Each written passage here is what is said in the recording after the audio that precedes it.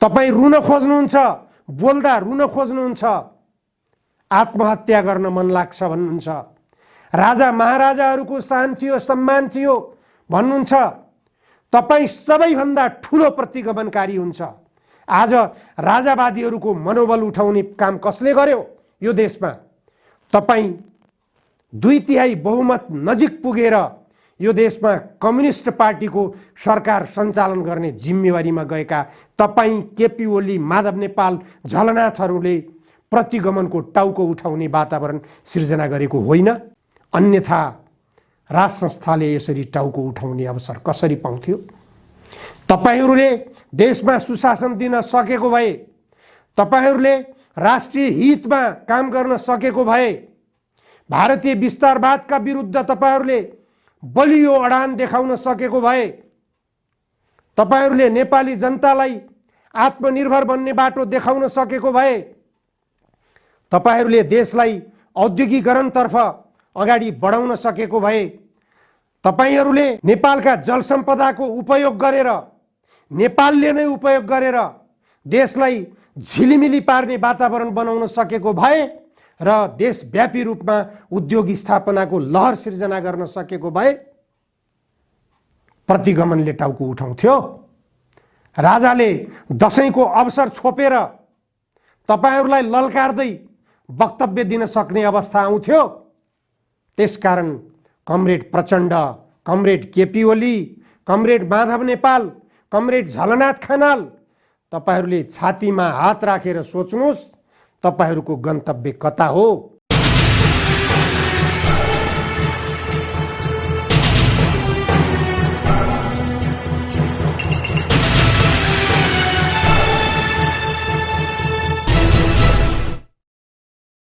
आजको जनचासोको 157 श्रृङ्खलामा जनधारणा खबरमा यहाँहरूलाई स्वागत छ।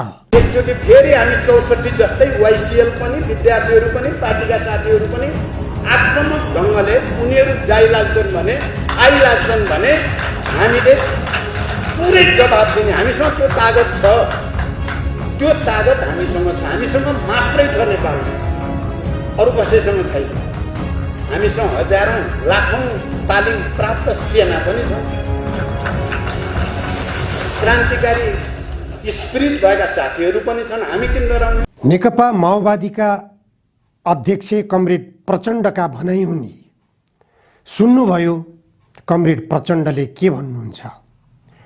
कमरेड प्रचण्डका भनाइलाई सम्झने हो भने 10 वर्षीय जनयुद्ध कालका ती प्रचण्डका ओजपूर्ण अभिव्यक्तिहरू, ती अन्तर्वार्ताहरू, ती विज्ञप्तिहरू जसले देशभित्र तरङ्ग ल्याइदिन्थे। देशभित्र तरङ्ग मात्र होइन, प्रचण्ड बोल्यो कि विश्व कम्युनिस्ट आन्दोलनमा एउटा तरङ्ग सिर्जना हुन्थ्यो। कमरेड प्रचण्डले अहिले पनि आफूसँग शक्ति रहेको, आफूसँग लडाकु योद्धाहरू साथमा रहेको, हजारौं लडाकु योद्धाहरू आफ्नो साथमा रहेको भनेर गर्व गर्ने गर्नुहुन्छ। अवश्य हो, यदि प्रचण्ड कमरेड सत्मार्गमा हिँडिराखेको भए, प्रचण्ड कमरेडले देशको हितमा मात्र सोचेर, जनताको हितमा मात्र सोचेर आफ्नो राजनीतिक अभियानलाई अगाडि बढाएका भए निश्चित रूपमा प्रचण्ड कमरेडको साथमा त्यो समूह छ, अझै पनि लामबद्ध छ, प्रचण्ड कमरेडप्रति आशावादी छ त्यो जमात। प्रचण्ड कमरेड भन्ने गर्नुहुन्छ, अहिले गणतन्त्र ल्याइयो, सङ्घीयता ल्याइयो, धर्मनिरपेक्षता ल्याइयो, समानुपातिक पद्धति ल्याइयो, समावेशीको जग बसालियो। यस्ता तमाम छन् कमरेड प्रचण्डले ल्याइयो भनेर गर्व गर्नुभएका। प्रचण्ड कमरेडले एक्लै ल्याउनु भएको होइन, यो कुरा बुझ्नुपर्छ पहिले। तर यसलाई धराशायी कसले बनायो? प्रचण्ड कमरेडले एक्लै धराशायी बनाउनु भयो। प्रचण्ड कमरेडमा विकसित भएको विलासी जीवनले, प्रचण्ड कमरेडमा विकसित भएको विचलनले यी सबै उपलब्धिहरू कसका लागि आए त, कसका लागि ल्याइयो त? अरबपति विनोद चौधरीका लागि, अरबपति गोल्छा अर्गनाइजेसनका लागि यस्तै धेरै धेरै नेपालका दलाल उद्योगपतिहरू, दलाल पुँजीपतिहरूलाई काँधमा बोकेर हिँड्न थाल्नुभयो प्रचण्ड कमरेड।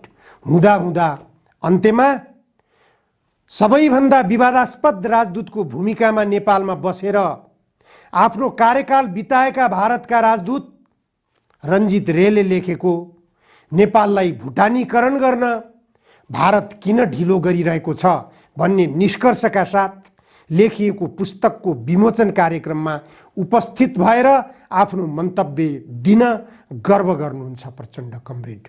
अनि तपाईका उपलब्धि के? तपाईले कसको लागि ल्याउनुभयो गणतन्त्र? तपाईले कसको लागि ल्याउनुभयो संघीयता? नेपाली जनताको लागि? तपाईले कसको लागि ल्याउनुभयो धर्मनिरपेक्षता? खोइ नेपाली जनताको लागि। नेपाली जनताको लागि के ल्याउनुभयो? 80 लाख नेपाली युवाहरूलाई वैदेशिक रोजगारीमा जान बाध्य गराइराख्नु भएको छ। ती युवाहरूको लागि गणतन्त्र खोइ, खोइ संघीयता, खोइ धर्मनिरपेक्षता, खोइ लोकतन्त्र, समानुपातिक प्रणाली खोइ 80 लाख युवाहरूको लागि। 80 लाख युवाहरूलाई बाहिर लखेटेर यहाँ 40 लाख नयाँ नेपाली उत्पादन गर्नुभयो तपाईले नागरिकता वितरण गरेर। नागरिकता वितरणको निम्ति ढोका खोल्नको लागि गणतन्त्र ल्याउनु भएको हो। अनि गर्व गर्नुहुन्छ मसँग हजारौं दक्ष लडाकु जनशक्ति छ। तपाईसँग कसरी हुने? तपाई देश हितको निम्ति, तपाई जनताको हितको निम्ति आफूलाई प्रतिबद्ध भएर उभ्याउन सक्नुभयो भने त्यति बेला तपाईको साथमा छन्, पक्कै छन्। तपाई मात्र होइन, केपी ओलीले देशभक्तिको भावनाका साथ आफूलाई उभ्याउने हो भने केपी ओलीको पक्षमा पनि त्यो जनमत आउन सक्छ। माधव नेपालले त्यही रूपमा आफूलाई उभ्याउन सक्ने हो भने त्यो जनमत माधव नेपालको पक्षमा पनि जान सक्छ। तर केपी ओलीले र माधव नेपालले गरेका गद्दारीहरूलाई आफ्नो गन्तव्य बनाइराख्नु भएको छ। ती गद्दारीहरूलाई पछ्याउँदै जानुभएको छ कमरेड प्रचण्ड। महाकाली सन्धिमा केपी ओली, माधव नेपाल र शेरबहादुर देउवाले के गरेका थिए? त्यो महाकाली सन्धि 25 वर्ष अगाडि गरिएको सन्धि हो। त्यही सन्धिले गर्दा महाकाली सन्धिको स्वामित्व गुमेको छ। त्यसमा नेपाली जनताले केही गर्न पाउने अवस्था छैन। त्यो महाकाली सन्धि खारेज गराउनतर्फ तपाईँ लाग्नुहोस् त। केपी ओली र माधव नेपाल, शेरबहादुर देउवाले गरेका गलत कामहरूको भण्डाफोर पनि हुनेछ। उनीहरूले गरेका राष्ट्रघाती कामहरूलाई सच्याउने काम पनि हुनेछ। तपाईको पछाडि जनताको लामबद्ध त्यति बेला पक्कै हुन्छ। माथिल्लो कर्णाली भारतलाई सुम्पिएको छ। माथिल्लो कर्णालीबाट कति मेगावाट विद्युत शक्ति उत्पादन गर्न सकिन्छ भन्ने कुरा तपाईलाई तथ्याङ्क जानकारी छ कि छैन कमरेड प्रचण्ड? सबै चिज ल्याउनु भो, राजतन्त्र फाल्नु भो, गणतन्त्र ल्याउनु भो, के ल्याउनु भो? मैले अघि माथि उल्लेख गरिसकेँ, धेरै ल्याउनु भो। तर महाकाली गुमाउनु भएको छ, माथिल्लो कर्णाली गुमाउनु भएको छ। 4180 मेगावाट उत्पादन गर्न सक्ने माथिल्लो कर्णाली परियोजना हो। त्यो परियोजनाबाट उत्पादन हुने विद्युत शक्तिले देशलाई झिलिमिली पार्दै औद्योगिकरणको लहर सिर्जना गर्न सकिन्छ। देशव्यापी रूपमा उद्योगहरू स्थापना हुन सक्ने ऊर्जा शक्ति त्यो माथिल्लो कर्णाली परियोजनामा छ। तपाईँ जम्मा 4 अरब अमेरिकन डलर लगानी गरेर त्यो परियोजना तपाईले सम्पन्न गर्नुहुन्छ। आज नेपाली युवाहरूले विदेशमा पसिना बगाएर, रगत बगाएर, ज्यान गुमाएर आर्जन गरेको रेमिट्यान्स बापतमा 7 अरब अमेरिकी डलर नेपालमा भित्र्याइरहेका छन्। त्यही रेमिट्यान्सबाट आएको 1 वर्षमा प्राप्त भएको आधा रकम मात्र तपाईले माथिल्लो कर्णाली परियोजनामा लगानी गर्नुहोस्। 4180 मेगावाट विद्युत उत्पादन गर्न सक्ने शक्ति नेपालसँग छ, नेपाली जनतासँग छ। त्यो रेमिट्यान्स बापतमा आएको रकम लगानी गर्ने युवाहरूलाई माथिल्लो कर्णाली परियोजनामा शेयर बाँडफाँड गर्नुहोस् न, शेयर धनी बनाइदिनुहोस् नेपाली युवाहरूलाई। अनि हेर्नुहोस् नेपालले विकासको गति कसरी समात्छ, नेपाल समाजवादको बाटोमा कसरी अग्रसर हुन्छ। त्यसपछि हेर्नुहोस् तपाईले के ल्याउनु भएको छ र के ल्याउनु भएको छैन। रञ्जित रेको स्तुति गाएर तपाईले जब त्यो नेपाललाई भुटानीकरण गर्ने योजनाका साथ लेखिएको पुस्तकको प्रशंसा गर्दै भारतको ठुलो सहयोग प्राप्त भयो मेरो देशमा गणतन्त्र ल्याउनको लागि भनेर गर्व गर्नुहुन्छ, तर त्यही भारतले कालापानी ओगटेर, लिपुलेक ओगटेर, लिम्पियाधुरा ओगटेर, त्यस्ता हजारौं बिघा जमिन नेपाली भूभाग ओगटेर जो राखेको छ उसले त्यो भूभाग नेपालले प्राप्त गर्नुपर्ने तर्फ तपाई भारतीयहरूको कार्यक्रममा बोल्न सक्नुहुन्न। मलाई सम्झना आउँछ 7 वर्ष अगाडि म पनि दिल्लीमा पत्रकारहरूलाई एउटा विचार गोष्ठीमा भारतको साउथ ब्लकले आयोजना गरेको त्यो कार्यक्रममा म पनि अतिथिको रूपमा उपस्थित भएको थिएँ। त्यो अतिथिको रूपमा उपस्थित भएको बेला मैले पनि आफ्नो धारणा राखेको थिएँ। देशको हितको निम्ति धारणा राख्ने हिम्मत गर्नुपर्छ, साहस बटुल्नुपर्छ। त्यो साहस गर्ने हो भने राख्न सकिन्छ। त्यो बेला मैले भनेको थिएँ नेपाल र भारतको बीचमा सम्बन्ध सुमधुर बनाउने हो भने सुगौली सन्धिले जो नेपाली भूमि नेपालले गुमाएको छ, नेपालको भूभाग नेपालले गुमाएको छ, भारतको कब्जामा त्यो भूभाग परेको छ, त्यो भूभाग भारतले नेपाललाई हस्तान्तरण गर्नुपर्छ। त्यहीबाट नेपाल र भारतको सीमा विवाद सुरु भएको छ। यो यथार्थ हो कि होइन? यदि यो यथार्थ होइन भने नेपाल र भारत बीच सम्पन्न भएको सन् 1950 को सन्धिको धारा 8 संशोधन गर्नुस्। यदि त्यो धारा 8 लाई कार्यान्वयन गर्ने हो, यदि त्यो धारा 8 लाई मान्नुहुन्छ, यदि त्यो नेपाल र भारत बीच सम्पन्न भएको सन् 1950 को सन्धिलाई तपाई मान्न बाध्य हुनुहुन्छ भने सुगौली सन्धि खारेज भइसकेको छ। त्यही धारा 8 ले खारेज गर्छ। यस अघि सम्पन्न भएका कुनै पनि सन्धि, सम्झौता, सनदपत्रहरू ती सबै यो धाराले खारेज गरेको ठहर्ने छ भनेर लेखेको छ। त्यसको व्याख्या विश्लेषण खोइ तपाईले रञ्जित रेको पुस्तक विमोचन गर्ने बेलामा भुटानीकरण होइन, तिम्रो पुस्तकमा नेपाललाई भुटानीकरण गर्ने कुरा उठाएका छौ, तिम्रो पुस्तकमा यो लेख रञ्जित रे भनेर तपाईले सुझाव दिन सक्नु भएको भए तपाईको पछाडि 1000 होइन 3 करोड नेपाली जनताको लामबन्दी हुन्छ। अहिले तपाईले गुमाइसक्नु भएको छ, सबै थोक गुमाइसक्नु भएको छ। भगत सिंहको फिल्म सायद तपाईहरुले धेरैले हेर्नु भएको होला। त्यहाँ चन्द्रशेखर आजादको चाहिँ छ